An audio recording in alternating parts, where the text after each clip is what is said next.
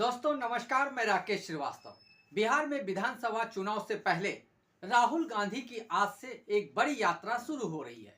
करीब 15 दिनों तक चलने वाली इस यात्रा के दौरान वोट अधिकार के जरिए लोगों के बीच कांग्रेस की तरफ से, खास करके विपक्ष की तरफ से एक बड़ा मैसेज देने की कोशिश की जा रही है।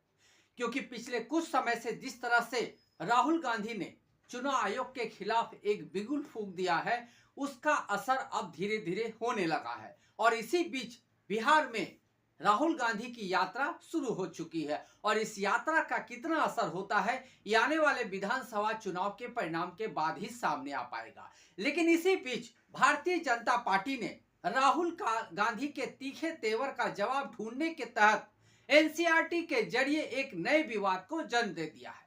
दरअसल एनसीईआरटी की तरफ से एक छठी क्लास से लेकर 12वीं क्लास तक के जो बुक हैं उसमें एक चैप्टर जोड़ा गया है और इस चैप्टर में भारत का विभाजन का दोषी कौन है इसकी जानकारी देते हुए एक लेख लिखा गया है। इस लेख के जरिए बताया गया है कि भारत का जो विभाजन हुआ उसके लिए कांग्रेस, लॉर्ड माउंटबेटन और मोहम्मद अली जिन्ना जिम्मेदार थे। यानी ये तीनों मिलकर ही विभाजन के असली दोषी हैं।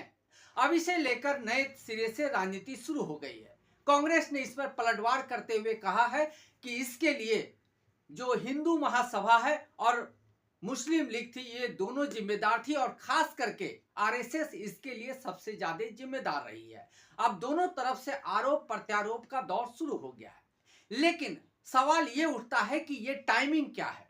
आखिर इस वक्त एनसीईआरटी की तरफ से ये जो नए अध्याय जोड़े गए हैं उसको सामने क्यों लाया गया है, तो इसके सीक्वेंस को समझने की जरूरत है। पिछले कुछ समय से जिस तरह से राहुल गांधी चुनाव आयोग के खिलाफ लगातार हमलावर है और चुनाव आयोग पर लगातार सवाल पे सवाल दागे जा रहे हैं, उसकी निष्पक्षता पे सवाल उठाए जा रहे हैं, चुनाव आयोग को भ्रष्टाचारी बताया जा रहा है। खास करके जो भारतीय जनता पार्टी है उसकी सरकार को भी वोट चोरी के जरिए सरकार बनाने का दावा किया जा रहा है। जो मामला कर्नाटक के महादेवपुरा से शुरू हुआ था वो बनारस के सीट तक पहुंच गया है। बनारस की सीट से प्रधानमंत्री नरेंद्र मोदी सांसद है और कहा जा रहा है कि यहां बड़ी संख्या में वोटों की चोरी हुई, इसके जरिए प्रधानमंत्री नरेंद्र मोदी यहां से सांसद बन पाए, नहीं तो यहां से अजय राय कांग्रेस के जीत जाते। तो ये तमाम जो सीक्वेंस चल रहे हैं और इसे लेकर जो नए सिरे से माहौल बन रहा है देश में, उसकी काट ढूंढने के तहत भारतीय जनता पार्टी के जरिए एनसीईआरटी ने एक नया विवाद सामने ला दिया है और इस विवाद के केंद्र में कांग्रेस को रखा गया है, खास करके कांग्रेस को घेरने के लिए। क्योंकि मोहम्मद अली जिन्ना पाकिस्तान के संस्थापक थे और उनकी मौत हो चुकी है।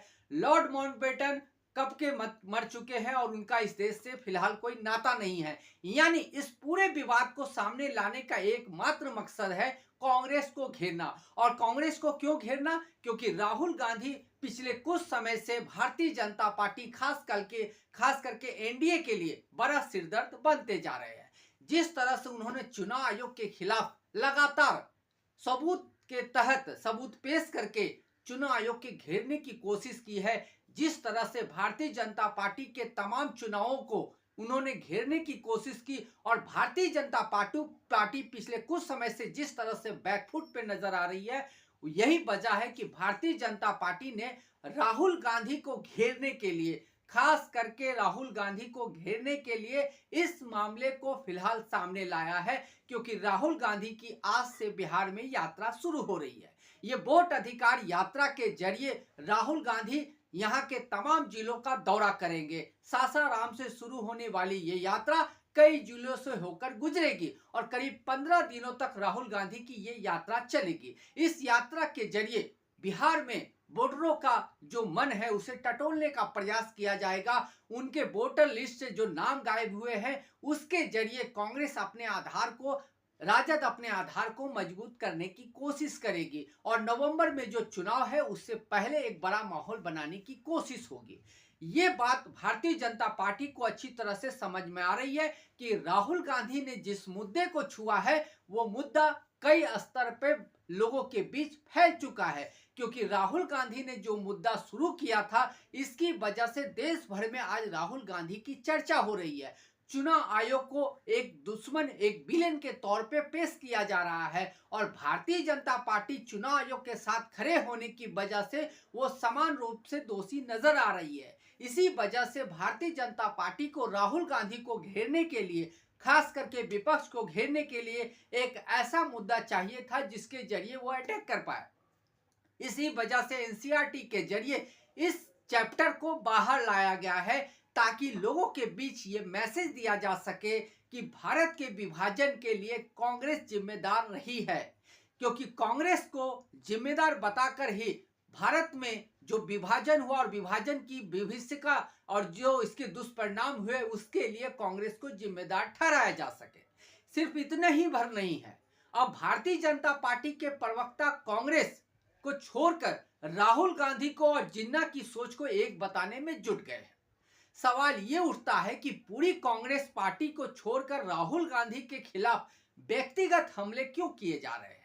राहुल गांधी को भारतीय जनता पार्टी का कोई नेता आतंकवादी बता रहा है, कोई नेता ये बता रहा है कि दादी जैसा हश्र होगा, तो कोई ये बता रहा है कि मोहम्मद अली जिन्ना जैसा हाल होगा, या मोहम्मद अली जिन्ना जैसी विचार है उनके जो सोच है वो भारत विभाजन की रही है। आखिर कांग्रेस के अध्यक्ष, कांग्रेस के जो पार्टी के जो नेता है राहुल गांधी, आखिर भारतीय जनता पार्टी के निशाने पे क्यों है? इसकी वजह साफ है। पिछले कुछ समय से राहुल गांधी हर मोर्चे पे जिस तरह से भारतीय जनता पार्टी को कटघरे में खड़ा कर रहे हैं और जिस तरह से चुनाव आयोग को कटघरे में खड़ा कर दिया है, उसके बाद भारतीय जनता पार्टी के लिए जवाब देना मुश्किल हो रहा है।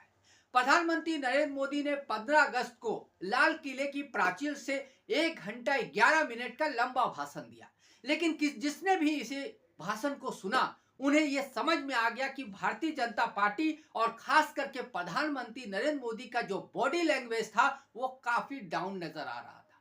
पिछले 15 अगस्त को और गणतंत्र दिवस पे जो उनका भाषण था और आज के भाषण में जो अंतर था वो साफ रूप से दिख रहा था। वो कई जगह लड़खड़ा रहे थे, वो अपनी बातें जो बता रहे थे वो समझ में नहीं आ रहा था कि आखिर वो ऐसी बातें क्यों कर रहे हैं। एक तरफ वो देश में विकास नहीं होने के लिए पिछली सरकार को कोस रहे थे, तो दूसरी तरफ आरएसएस को एक एनजीओ बता रहे थे। आरएसएस एनजीओ नहीं है, और आरएसएस अगर एनजीओ होता तो इस देश में आरएसएस की जो संस्थाएं हैं वो इतनी बदनाम नहीं होती।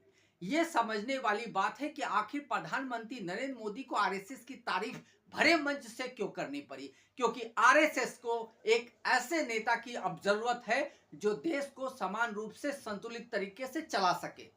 क्योंकि प्रधानमंत्री नरेंद्र मोदी के खिलाफ एक बड़ा माहौल बन चुका है और लगातार उस पे जो हमले हो रहे संसद के अंदर और संसद के बाहर, ये आरएसएस को रास नहीं आ रहा है, और इसलिए आरएसएस चाह रही है कि कोई एक ऐसा सर्वमान्य नेता हो जिसको आगे बढ़ाया जा सके। यही वजह है कि हाल ही में आरएसएस चीफ मोहन भागवत को राहुल गांधी की तारीफ करनी पड़ी है। उन्होंने साफ रूप से कहा है कि राहुल गांधी का मजाक उड़ाने वालों को समझना चाहिए कि ये कल होकर आपके लिए गंभीर खतरा बन सकते हैं, इसलिए इन्हें सीरियस लीजिए। यानी वो भारतीय जनता पार्टी और प्रधानमंत्री नरेंद्र मोदी और तमाम भारतीय जनता पार्टी के नेताओं को चेता रहे हैं कि आप जिस राहुल गांधी को हल्के में ले रहे हैं वो आपके लिए बड़ा सरदर्द बन सकता है। इसी वजह से प्रधानमंत्री को आरएसएस की तारीफ करनी पड़ी है। अब सवाल ये उठता है कि आखिर राहुल गांधी के खिलाफ विभाजन के मामले को उठाकर आखिर क्या साबित किया जा रहा है। जब विभाजन हुआ उस समय राहुल गांधी की कितनी एज रही होगी, हो सकता है कि उनका जन्म भी ना हुआ हो। फिर राहुल गांधी को इसमें घेरने का क्या मतलब है। उस समय सोनिया गांधी, चूंकि उनकी शादी नहीं हुई थी, वो इटली की थी, वो विदेश में थी। आज किस दौर में जो दौर है उस दौर में गांधी परिवार का कोई भी ऐसा व्यक्ति मौजूद नहीं है जो विभाजन के समय जिंदा हो और जिसकी रणनीतिक भूमिका रही हो। ऐसे में भारतीय जनता पार्टी को यह जरूर सोचना चाहिए कि जिस राहुल गांधी को विभाजन के लिए घेर रहे हैं वो राहुल गांधी उस वक्त कैसे थे और कितनी उम्र के थे। तो सवाल ये उठता है कि लोगों को भी ये समझने की जरूरत है कि आखिर इस मामले में फिलहाल एनसीईआरटी की तरफ से इसको क्यों शामिल किया गया, इसलिए क्योंकि इस मामले को डाइवर्ट किया जा सके। बिहार में जिस तरह से 65 लाख लोगों को बाहर कर दिया गया वोटर लिस्ट से, और जिस तरह से चुनाव आयोग पे सवाल खड़े हो रहे हैं, और जिस तरह से भारतीय जनता पार्टी के तमाम नेता चुनाव में धांधली के आरोपों में घिर गए हैं, उसके बाद भारतीय जनता पार्टी को इस मामले को डाइवर्ट करने के लिए एक मुद्दा चाहिए था, और वो मुद्दा एनसीईआरटी के जरिए मिल चुका है। लेकिन ये कितना काम करेगा, ये भी देखना जरूरी होगा। आज के लिए बस इतना ही। अगर आप हमारे श्रोता हैं तो आप हमें जरूर लाइक और सब्सक्राइब करें। तब तक के लिए नमस्कार।